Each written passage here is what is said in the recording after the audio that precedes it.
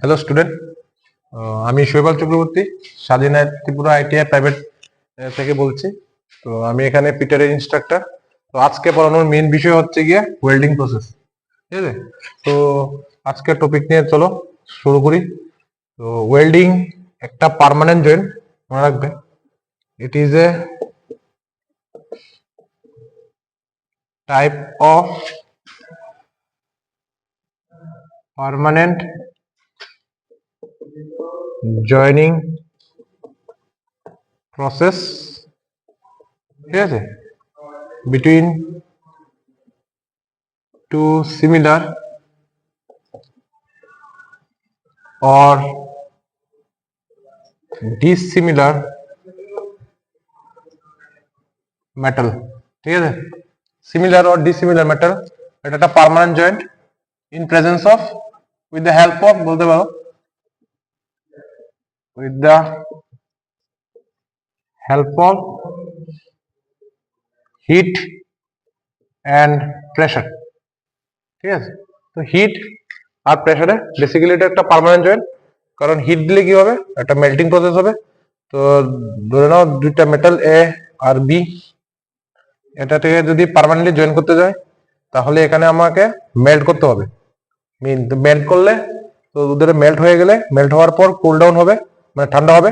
ঠান্ডা হলে বাস এটা পার্মানেন্টলি জয়েন হয়ে যাবে। তো ওয়েল্ডিং একটা পার্মানেন্ট জয়েনিং প্রসেস, ঠিক আছে? তো ওয়েল্ডিং এ তো বিশেষ করে আমরা কিভাবে করতে পারি, তো মেনলি দুইটা মেটালকে আমরা একসাথে জয়েন করব পার্মানেন্টলি। সো এখানে মেল্ট করতে হবে। তো মেল্টিং এর জন্য আমাদের হিট প্রয়োজন। তো হিট ইন সেন্স অফ, আমরা অনেকে দেখবে তোমরা ওয়েল্ডিং শপ, যেসব শপেগুলি করে, যেসব দোকানে যেসব দোকানে মানে ওই আমাদের আসবাবপত্র বানায়, ওদের এখানে স্পেশালি দেখবে একটা প্রসেস আছে আর্ক জেনারেট করে, দেখবে যেটা খালি চোখে চাওয়া খুবই অসুবিধাকর হয়ে যায়। এরকম একটা আর্কের মতো স্পার্ক, যেটা আমরা বলি স্পার্ক টাইপ, এরকম হয়, যেটাকে বলি আর্ক। তো আর্ক একটা প্রসেস আছে আমাদের এখানে, যেটা হয় আর্ক ওয়েল্ডিং। আর একটা হয় কি, যে মেল্ট করানো হয় না, মেটালকে মেল্ট না করে ফোর্জ বলা হয়, এটাকে ফোর্জ ওয়েল্ডিং বলা হয়। অ্যাকচুয়ালি মেটালকে গরম করে, মানে মেল্টিং পয়েন্টের আগে ধরে নাও দুটা লোহা, এখানে আয়রনের মেটাল তুমি জয়েন করবে। তো আয়রনের মেটালটাকে এমন ভাবে হিট দেওয়া হয় যাতে মনে করো আয়রনের মেল্টিং পয়েন্ট সামহাউ সে 900 টু, বিভিন্ন রকম মেটেরিয়াল যদি আমি দেখতে পারি, তো এরকম অনুযায়ী আয়রনের melting point somehow say 1000 degree centigrade or 1100 degree centigrade হয়ে থাকে। তো এর আগ অব্দি মনে রাখবে, যখন আয়রনটা মানে রেড হট আয়রন, মানে রেড কালার, দেখবে আয়রনকে যখন গরম করে রেড কালারে একটা রেড কালারে পরিণত হয়, ঠিক আছে? তখন গিয়ে কি করা হয়, দুটা মেটালকে একটা মানে পিটিয়ে, এখানে মানে একটা মিলেবল টাইপ পিটিয়ে, দুটাকে একটার উপর একটা রেখে, একটা পিটিয়ে, তারপর এখানে যেহেতু মেল্টিং মেল্টিং না, এটাকে প্রেসার দিয়ে এরকম মানে জোড়ানো লাগানো হয়, এটাকে বলা হয় ফোর্জ ওয়েল্ডিং, ঠিক আছে? একমাত্র এটাকে মেল্ট করা হয় না ফোর্জ ওয়েল্ডিং এ, ঠিক আছে? তো ওয়েল্ডিং এ হিট, আর আমরা যেটা ব্যবহার করি ইউজুয়ালি, তো এটা হয় আর্ক ওয়েল্ডিং, কারণ আমরা আর্ক জেনারেট করি, ঠিক আছে? তো আর্ক ওয়েল্ডিং এর প্রসিডিউরটা চলো আজকে আমরা দেখার বিষয় হলো আর্ক ওয়েল্ডিং। আর্ক ওয়েল্ডিং আমরা কিভাবে করব, কিভাবে প্রসিডিউরটা করা হয়।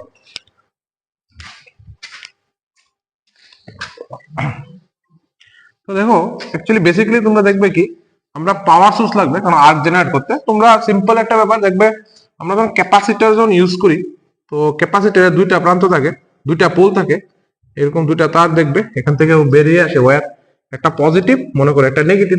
তো যখন দেখবে তারগুলিকে ক্যাপাসিটর যখন টেস্ট করবে যে ক্যাপাসিটর কাজ করছে কিনা, তারগুলিকে জাস্ট এরকম ভাবে একটু মনে করে একটা তার এটা আর এটা এভাবে নক করা হলো, জাস্ট চেক করার জন্য যে ওয়েদার এটা ক্যাপাসিটরটা ঠিক আছে কিনা, ঠিক আছে? একটা দেখবে একটা স্পার্কের মতো ওঠে, অবভিয়াসলি পজিটিভ নেগেটিভ শর্ট সার্কিটের মতো হয়ে যায় জিনিসটা, স্পার্কের মতো ওইটাই কাজে লাগানো হয়।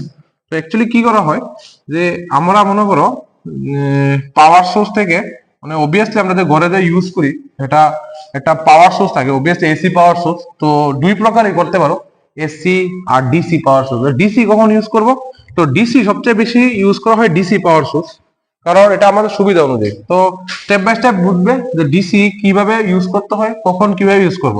তো মনে মনে ভাবো এখানে এসি পাওয়ার সোর্স, এখান থেকে দুটা লাইন বের হয়। তো এখানে থাকে একটা ডায়োড দিয়ে তৈরি একটা মেশিন থাকে, যেটা নাকি এখান থেকে ওই মেশিন থেকেও দুইটা পয়েন্ট এখান থেকেও বের হয়। অ্যাকচুয়ালি কি করে, এটা ওই ইউনিডাইরেকশন করে দেয়, মানে ডিসি করে দেয়, এসি কে ডিসি করে দেয়। কারণ তোমরা অবশ্যই ক্লাস 12 এ থাকলে পড়বে যে এসি কারেন্টের সাথে যদি আমি ডায়োড যদি ইউজ করি, ফুল wave rectifier, rectification, half wave rectification, এসব করা হয় ডায়োড সেমিকন্ডাক্টর দিয়ে বানানো হয়, তো ইউনিডাইরেকশন হয়ে যায়, তো ডিসি কারেন্ট হয়ে যায়। তো ডিসি কারেন্টের জন্য, এটা ডিসি সাপ্লাইয়ের জন্য রেকটিফায়ার অনেক কিছু ইউজ করা হয়। ঠিক আছে, এই মেশিনটা ওয়েল্ডিং এর মেইন যেটা আছে, এখান থেকে দেখবে একটা পজিটিভ আর একটা নেগেটিভ, একটা পজিটিভ বের হয় আর একটা নেগেটিভ বের হবে। তো কি করা হবে, দেখবে পজিটিভ থেকে এরকম যে একটা দেখবে, একটা তোমরা যেটা আমরা এরকম দেখবে একটা মেশিনের মানে একটা ইকুইপমেন্ট ইউজ করি, এটাকে বলা হয় ওয়েল্ডিং টর্চ।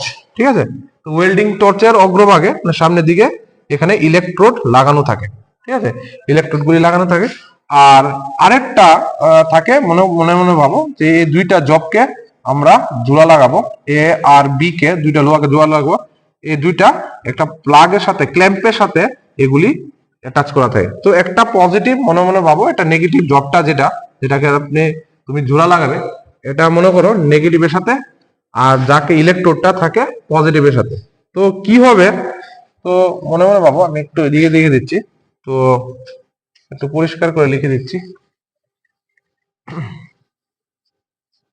মনে মনে ভাবো, এই পজিটিভটা থেকে ইলেকট্রোডটা তুমি এখানে যে টর্চটা আছে, ওয়েল্ডিং টর্চ যেটাকে বলি, এখান থেকে ইলেকট্রোড হয়। অ্যাকচুয়ালি ইলেকট্রোড দুই রকম হতে পারে, কনজিউমেবল আর নন কনজিউমেবল। মানে ইলেকট্রোডটা জাস্ট দেওয়া হয় আর্ক প্রডিউস করার জন্য।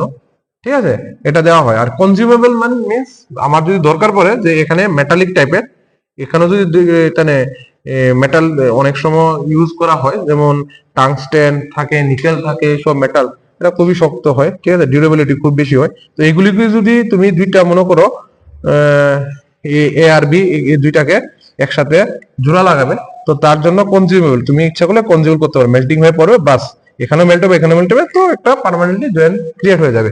ঠিক আছে, এটা একটা হতে পারে। আর দেখবে ইলেকট্রোড গুলি যেন হয়, এটা ওদের চার বা সিলিন্ডারিক্যাল হয়, মানে চুঙ্গাকৃতি হয়। ঠিক আছে, তো এইগুলি দেখবে এগুলি উপরে আমরা একটা কোটিং থাকে, কোটিং লেয়ার থাকে।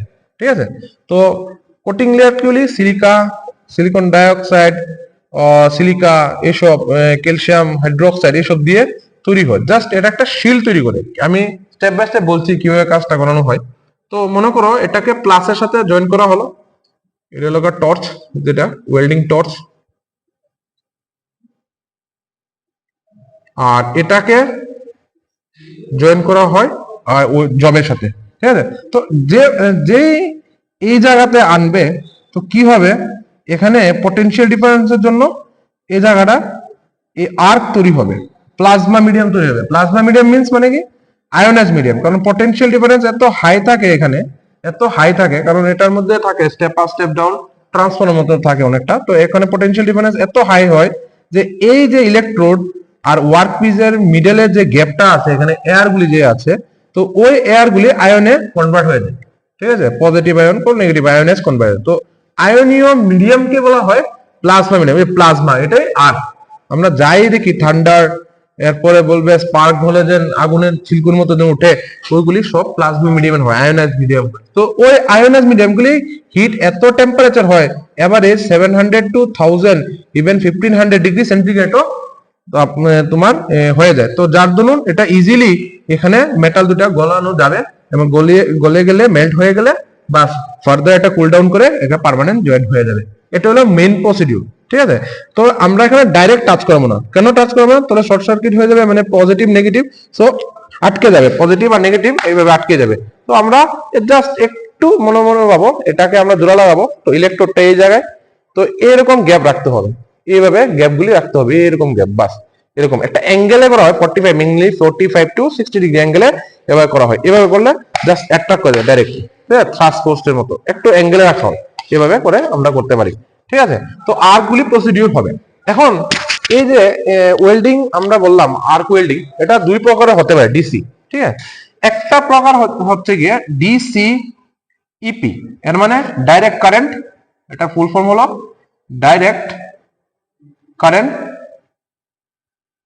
Electrode positive. Direct current electrode positive. এর মানে কোথায় হচ্ছে যে ইলেকট্রোড যেটা এটা পজিটিভের সাথে কারেন্ট হবে, যেমন এটা ডিসিপি, দেখো এখানে পজিটিভ একটা নেগেটিভ পোল, তো ইলেকট্রোডটা পজিটিভের সাথে কানেকশন আছে, তো এটা হবে DCP, direct current electrode positive, electrode এখানে হবে পজিটিভ। ঠিক আছে, আরেকটা হবে ডিসিইএন, বোঝা যাচ্ছে এটা কি হবে, direct current electrode negative.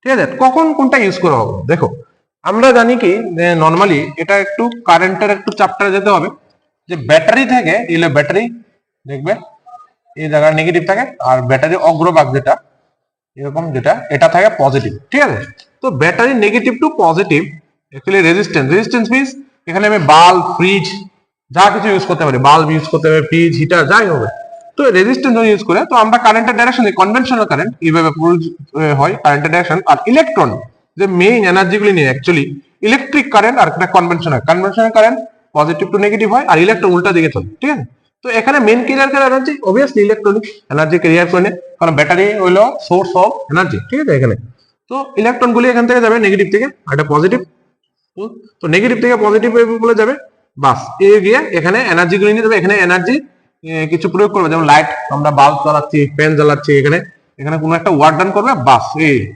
Newton হয়ে গেল, পটেনশিয়াল কমে গেল। ঠিক আছে, তো এনার্জি গুলি এভাবে প্রসিডিওর হয়। ঠিক আছে, তো দেখো ইলেকট্রন যখন দাবিত হয় এখানে অবভিয়াসলি মনে মনে ভাবো এখানে পজিটিভ এটা নেগেটিভ, তো ইলেকট্রন এখানে ওয়ার্ক পিস থেকে ইলেকট্রনের দিকে যাবে, ইলেকট্রন গুলি এভাবে প্রসিডিওর হবে। ঠিক আছে, তো ইলেকট্রন গুলি এভাবে প্রসিডিওর হবে, এই ওয়ার্ক পিস থেকে মনে করো ইলেকট্রন গুলি দিয়ে যাবে, কারণ ইলেকট্রন নেগেটিভ টু পজিটিভ, কারণ ওয়ার্ক পিস নেগেটিভের সাথে কানেক্টেড, এই দেখো নেগেটিভ এখানে পজিটিভ, তো এখানে যাবে।